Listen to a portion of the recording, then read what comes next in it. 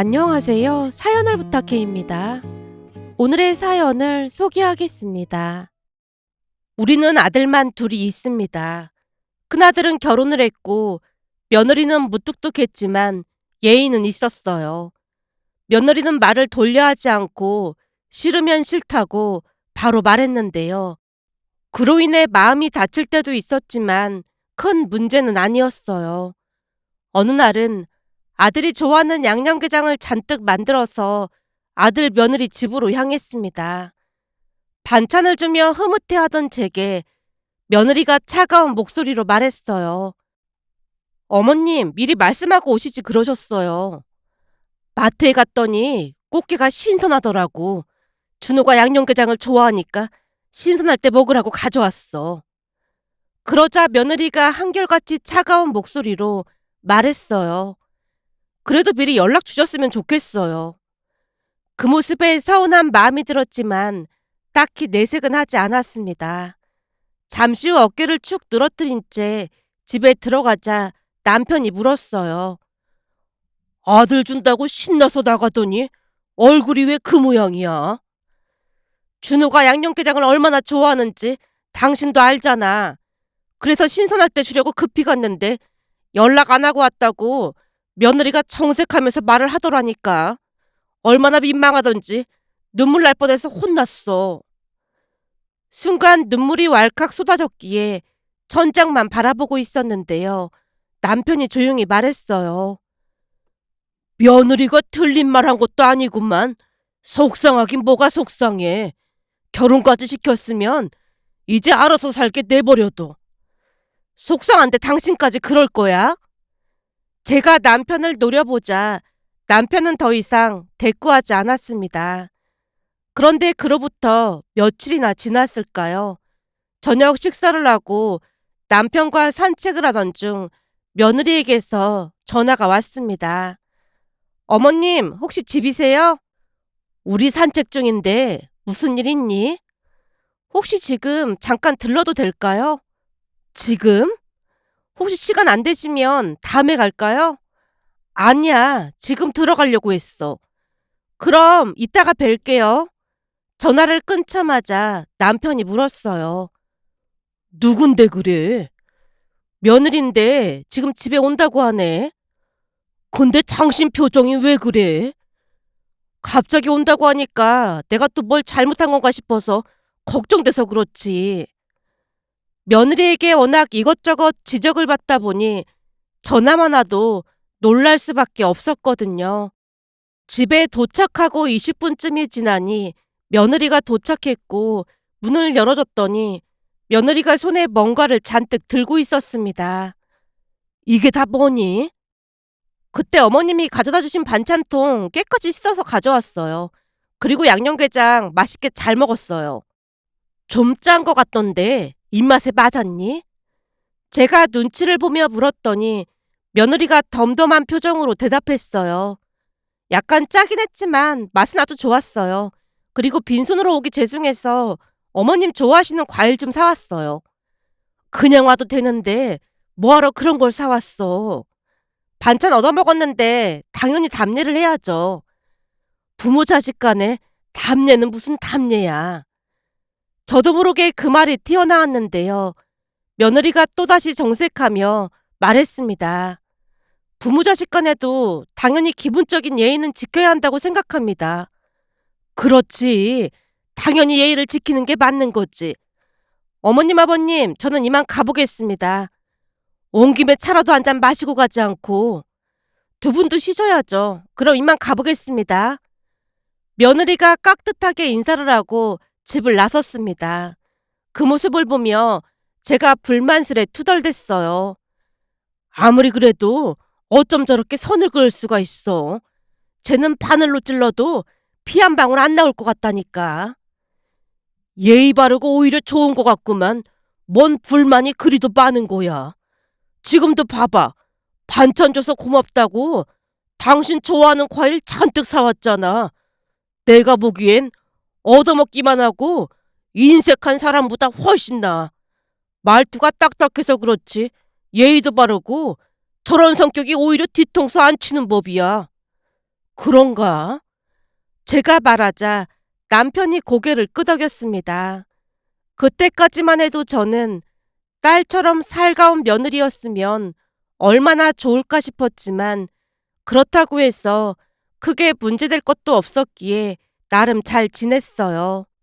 그러던 어느 날은 남편 생일이 다가오자 고모가 찾아왔습니다. 고모는 딸만 하나 있었는데 늘 딸 자랑이 빠지지 않았어요. 그날도 마찬가지였습니다. 이 선물 우리 아름이가 추천해줬는데 마음에 들었으면 좋겠네요.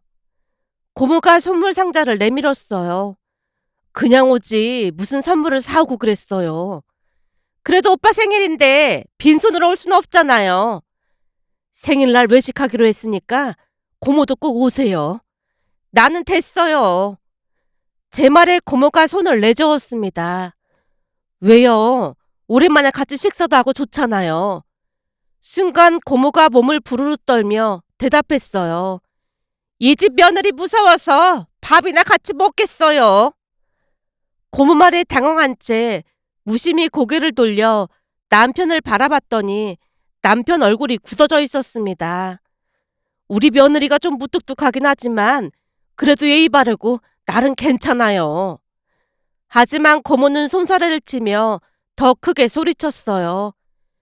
두 번만 예의 바르면 저승사자도 찾아왔다가 무서워서 도망가겠네요. 그때 나한테 하는 거 언니도 봤잖아요. 고모는 그때 일을 다시 꺼냈는데요. 그 사건은 제 생일날 외식 자리에서 벌어졌습니다. 식사를 하던 중 고모가 며느리에게 말을 걸었어요.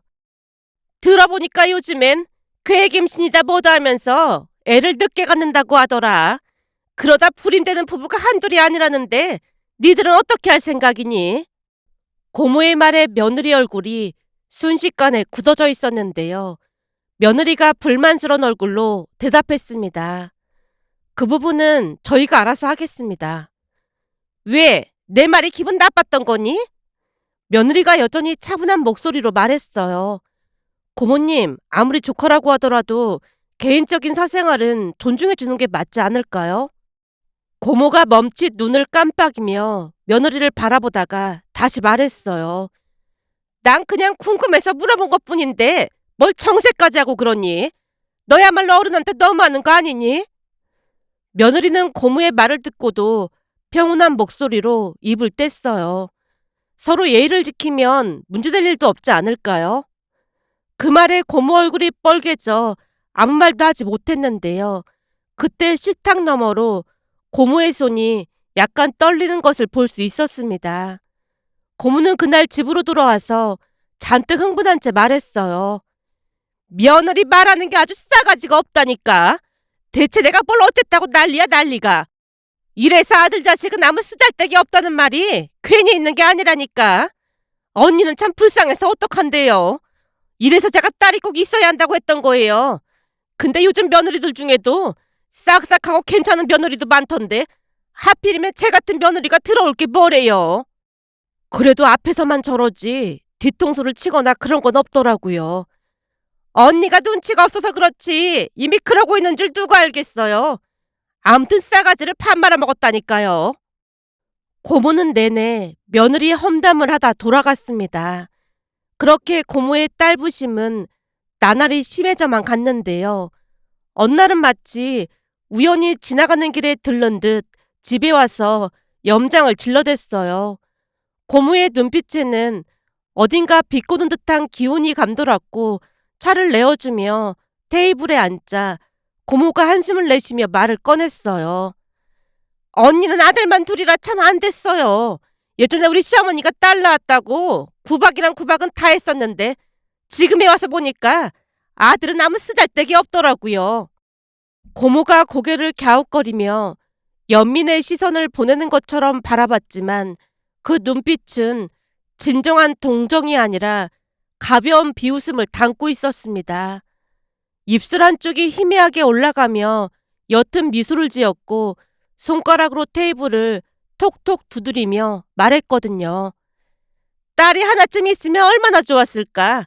그럼 같이 쇼핑도 다니고 옷도 고르고 그럴 텐데 내가 볼 때는 언니가 세상에서 제일 불쌍한 사람 같아요. 고모 말끝에는 미묘한 조소가 섞여 있었습니다.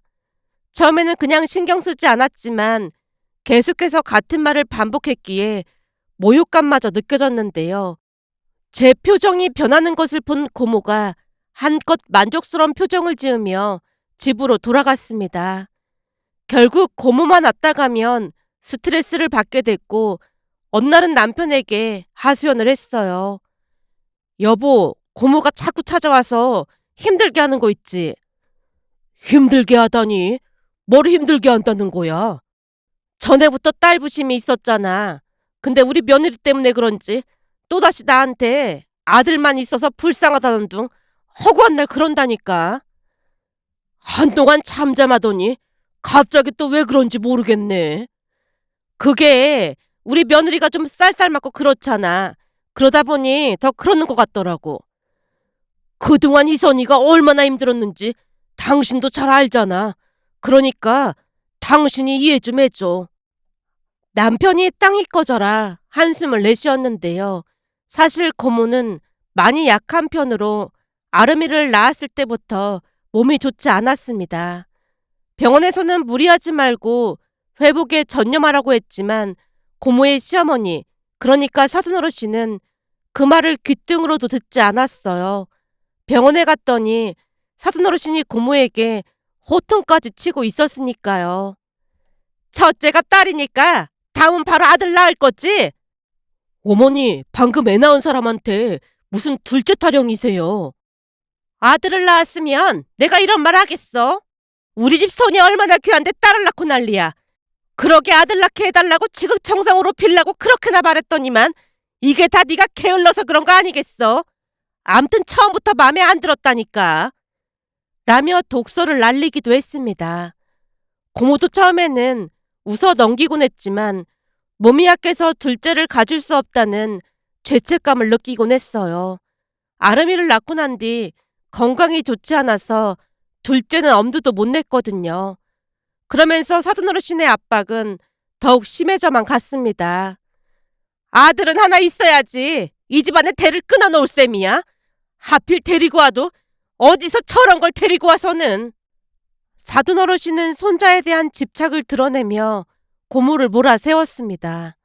그러다 보니 아들을 못 낳는다고 울고불고 난리를 친 게 한두 번이 아니었다고 합니다. 고모부랑 헤어지라는 말도 서슴지 않고 했으니까요. 결국 고모는 날이 갈수록 지쳐갔는데요. 고모의 얼굴은 점점 말라갔고 눈빛은 흐릿해져 갔습니다.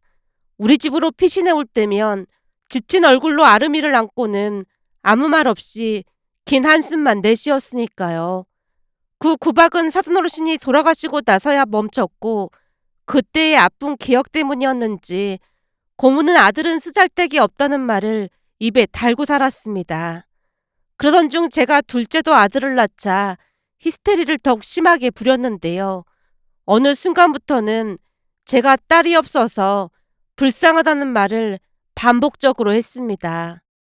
그러던 어느 날은 심하게 감기에 걸려 혼자 집에 누워 있었는데요. 평일이라 남편도 회사에 있다 보니 혼자 병원에 가야 했지만 열이 많이 나서 그런 건지 온몸이 쑤시고 아파서 몸이 움직여지질 않았습니다. 도저히 안 되겠다 싶어서 남편에게 전화를 했는데요. 여보, 나 아무래도 안 되겠어. 몸이 너무 아파. 어쩌지? 나도 곧 회의 들어가 봐야 하는데 그럼 내가 택시 잡아줄 테니까 택시 타고 병원에 갈래? 아니야. 내가 알아서 할게. 남편 상황을 모르는 게 아니었지만 왠지 모를 서러움에 눈물이 터져 나왔습니다. 그런데 잠시 후 갑자기 초인종 울리는 소리가 들려서 힘겹게 몸을 일으켰더니 며느리가 와 있는 게 아니겠어요. 놀란 채 며느리에게 물었습니다. 너 오늘 회사 안 갔니? 그게 회사에다 말하고 반찬했어요. 반차를 내다니? 그게 무슨 소리야? 아버님께서 그이가 연락이 안 된다면서 저한테 혹시 집에 좀 가줄 수 있겠냐고 하시길래 제가 왔어요. 며느리가 대수롭지 않게 말을 했기에 제가 눈을 동그랗게 뜨고 물었습니다. 그러니까 나 때문에 반차를 내고 왔단 말이야? 어머님 아프신데 당연하죠. 아버님 말씀이 그동안 어머님이 아파서 전화한 적이 한 번도 없었다는데 뭔가 느낌이 안 좋다고 하시면서 많이 걱정하시더라고요. 제가 얼떨떨한 표정으로 며느리를 바라봤지만 며느리가 제 이마에 손을 얹더니 놀란 채 외쳤습니다. 어머님, 완전 불똥이에요. 제가 옷 준비해 올 테니까 잠깐만 앉아 계세요. 며느리가 옷장에서 옷을 가지고 와서 제게 입혔고 급히 병원으로 갔더니 독감이라고 했습니다. 상태가 많이 안 좋다 보니 병원에서 우선 입원하라는 말에 입원까지 했는데요.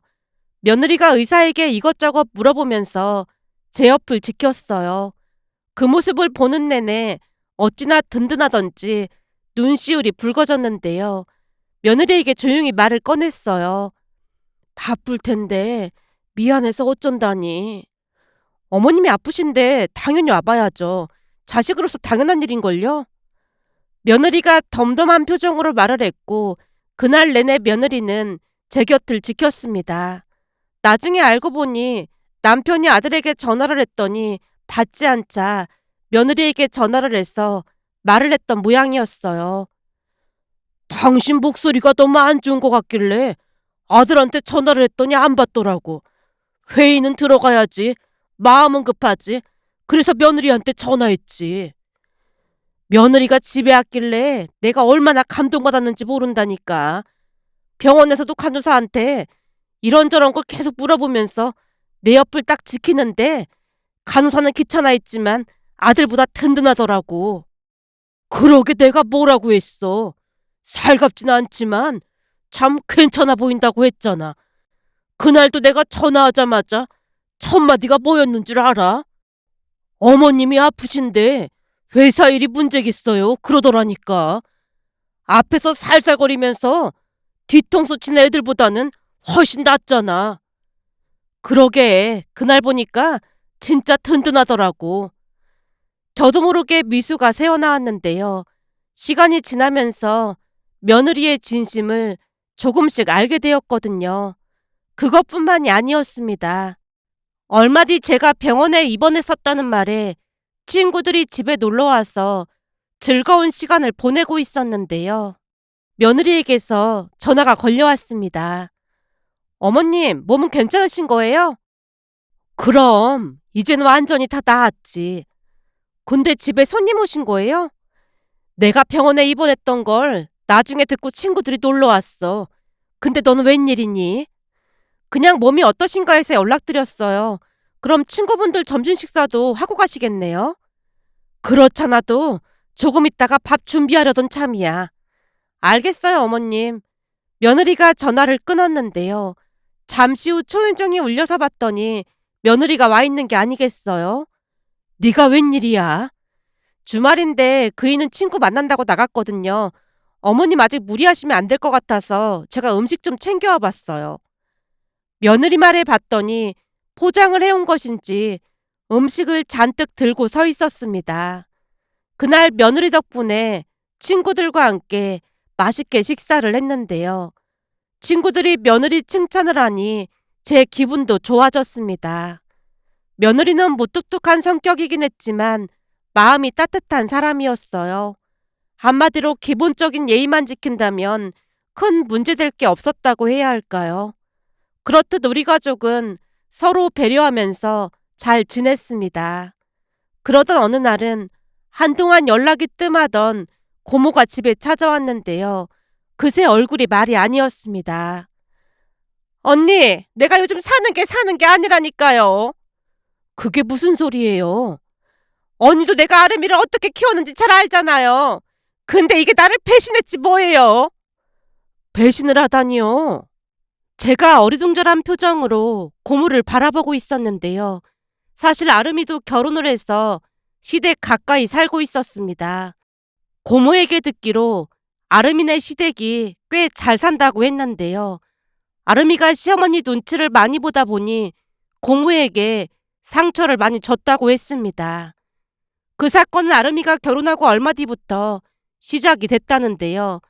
어느 날 아름이가 집에 왔길래 고모가 반기며 물었다네요. 주말도 내내 바쁘다고 하더니만 네가 웬일이니? 엄마, 며칠 전에 김치 담갔다고 했잖아. 그랬지. 김치 가지러 온 거야? 저번에 우리 시어머님이 김치 드셔보더니 맛있다고 해서 가져다 드리려고 왔어.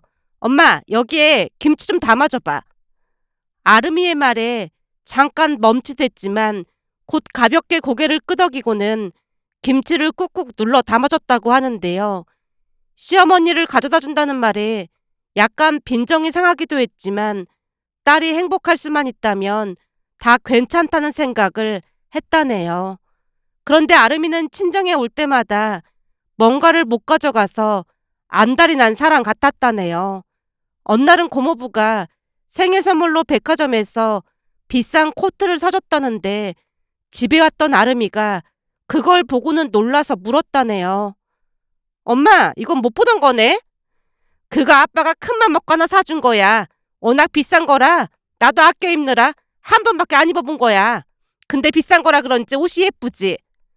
그러게, 옷이 예쁘긴 하네. 아름이가 옷에서 눈을 떼지 못한 채 말을 했다는데요. 며칠 뒤 기가 막힌 일이 일어났다네요. 아름이가 다시 찾아와서 말을 꺼냈답니다. 엄마, 그때 그 코트 말이야. 그거 나 주면 안 될까? 그 코트를? 설마 네가 입게? 보니까 너무 예뻐 보이더라고. 결혼해서 애 낳고 살다 보니까 그런 옷은 엄두도 못 내겠더라고. 그러다 보니 모임 같은 데 갈 때 입을 옷도 없고 그래서 말이야. 그래도 엄마가 입던 걸 네가 입는 건 좀 그렇지 않을까? 스타일도 그렇고. 아니야, 보니까 옷이 고급스러워서 괜찮을 것 같아. 내가 가져가도 되는 거지? 아름이가 애교까지 부려대며 말을 했기에 고모도 별다른 생각을 하지 못한 채 소중한 딸에게 줬던 모양이었습니다. 물론 그 옷을 아름이가 입는다고 했을 때 조금 이상하긴 했지만 그때 당시 아름이에게 다른 생각이 있다는 것은 전혀 눈치채지 못했다고 했어요. 하지만 얼마 뒤 기가 막힌 일을 겪었다고 했는데요. 고모가 땅이 꺼져라 한숨을 내쉬며 말했습니다. 글쎄, 아름이 그게 내 옷을 가져가서 지 시어머니한테 줬더라고요. 네? 고모 옷을요? 그걸 어떻게 알았어요? 아름이한테 반찬 좀 갖다 줄까 하고 아름이네 집 1층에 차를 세웠는데 안 사더니 아파트에서 걸어 나오더라고요. 아름이랑 사이가 뒤를 따라 나왔고요. 근데 안 사더니 아름이가 가져갔던 그 코트를 입고 있지 뭐예요. 순간 심장이 마구마구 뛰면서 어찌나 충격을 받았는지 모른다니까요. 그러니까 아름이가 그 코트를 시어머니에게 가져다 줬단 말이에요? 글쎄, 그랬더라니까요. 아름이가 나한테 어쩜 이럴 수가 있을까요? 고모가 눈물까지 흘리며 하소연을 했습니다. 그런데 고모 말을 들어보니 그것뿐만이 아니라고 했어요. 거기다 딸이랑 사이가 급하다고 하면 나는 손주를 그냥 봐줬거든요. 근데 알고 봤더니 사돈한테는 꼬박꼬박 돈을 챙겨줬더라고요. 그동안 나는 비상대기주처럼 허구한 날 손주를 봐줬는데 사돈은 어쩌다 한번 봐주면서 몇십만 원씩을 받아갔다지 뭐예요. 애지중지 키워서 보냈더니 어쩜 이럴 수가 있어요. 배신감이 이만저만이 아니라니까요. 내가 서러워서 살 수가 없어요. 고모가 눈물까지 흘리며 말을 하고 있던 순간 제 전화벨이 울려서 눈치를 보며 전화를 받았는데요. 어머님, 휴가 때 발리로 여행 갈까 하는데 어머님, 아버님도 같이 가셨으면 해서요. 발리로 휴가를 같이 가자고? 고모가 옆에 있다 보니 제가 방으로 들어가서 전화를 계속 받았습니다. 저번 휴가 때 친정 부모님 모시고 다녀왔으니까 이번에는 어머님, 아버님 모시고 다녀올까 해서요. 저희가 비행기랑 호텔 전부 예약할 테니까 날짜만 말씀해 주시겠어요? 우리랑 같이 가면 불편할 텐데 그냥 니들끼리 다녀와. 공평하게 해야 하는 건데 그럼 안 되죠. 그이도 우리 부모님이랑 여행 가는 거 불편했을 텐데 같이 가줬잖아요. 그런 이유도 있지만 사실 어머님, 아버님이 많이 배려해 주시다 보니 불편할 것도 없는걸요. 날짜 보고 말씀해 주시면 제가 준비하겠습니다. 그렇게 맘 써주면 우리야 너무 고맙지. 그럼 네 시아버지한테 물어보고 다시 연락 주마. 네, 알겠습니다. 그리고 내일쯤 홍삼 갈 건데 꼭 챙겨 드세요. 갑자기 홍삼은 뭐하러 보냈어? 친구가 홍삼 가게를 하거든요. 매출 없다고 사달라고 하길래 양가 부모님께 똑같이 보내드렸어요. 그래야 나중에 오해가 없을 것 같아서요. 항상 마음 터져서 고맙다. 며느리가 말을 돌려서 하는 성격은 아니었지만 모든 사실을 있는 그대로 말해주니 시간이 지날수록 오히려 마음이 편해졌다고 해야 할까요? 며느리가 거짓말을 하지 않을 것이라는 확신 같은 게 있었으니까요. 며느리와 통화를 하고 거실로 나오자 고모가 물었습니다. 며느리예요? 네, 며느리가 가끔 전화를 해서요. 들어보니 어디 여행 가자고 하는 것 같던데. 그게 발리로 여행 가는데 같이 가자고요. 아마 저번 여행 때 사돈 두 분만 모시고 갔다 보니 그게 걸렸나 봐요. 지금 돌이켜보면 오히려 언니네 며느리처럼 돌려 말하지 않고 직설적으로 말하는 며느리가 낫긴 한 것 같아요. 그런 거 보면 딸이던 아들이던 그게 문제가 아니라 사람 나름이 아닌가 싶더라니까요. 전에 언니한테 언니네 며느리 험담한 거 사과할게요. 딸이면 뭐 하겠어요. 우리 딸 같은 딸이면 남보다 못한데. 고모가 한숨을 내쉬는 모습에 제가 물었습니다. 설마 그래서 아름이한테 한 소리 한 거예요? 그 옷을 사돈 준 거 알았을 때까지만 해도 참았죠. 근데 또다시 찾아와서 돈을 달라고 하길래 두 번 다시 찾아오지 말라고 했어요. 갑자기 돈이 왜 필요하대요? 몰라요. 사이가 대출받아서 무슨 주식을 하다가 돈을 몽땅 날렸다면서 그 돈을 달라고 하는데 화딱지가 나서 내쫓아버렸어요. 딸이 아니라 왼수가 따로 없다니까요. 차라리 언니네 며느리처럼 똑부러지게 할 말 다 하고 역할도 다 했으면 소원이 없겠네요. 요즘은 언니가 참 부럽다니까요. 그 모습을 보면서 아들만 있고 딸은 없어서 불쌍하다고 말하던 고모의 말이 다시 떠올랐는데요. 현명하고 따뜻한 며느리가 예의를 지켜서 챙겨주니 더할 나위 없이 행복하다는 생각이 들었습니다. 글을 마치며 딸처럼 살가운 며느리를 바랄 게 아니라 며느리 말처럼 가족이라 할지라도 서로 예의를 지키고 존중하면서 지내면 좋지 않을까 하는 생각이 들어 이렇게 글 남겨봅니다. 오늘의 사연은 여기까지였습니다. 즐겁게 보셨다면 구독, 좋아요 부탁드립니다. 고맙습니다.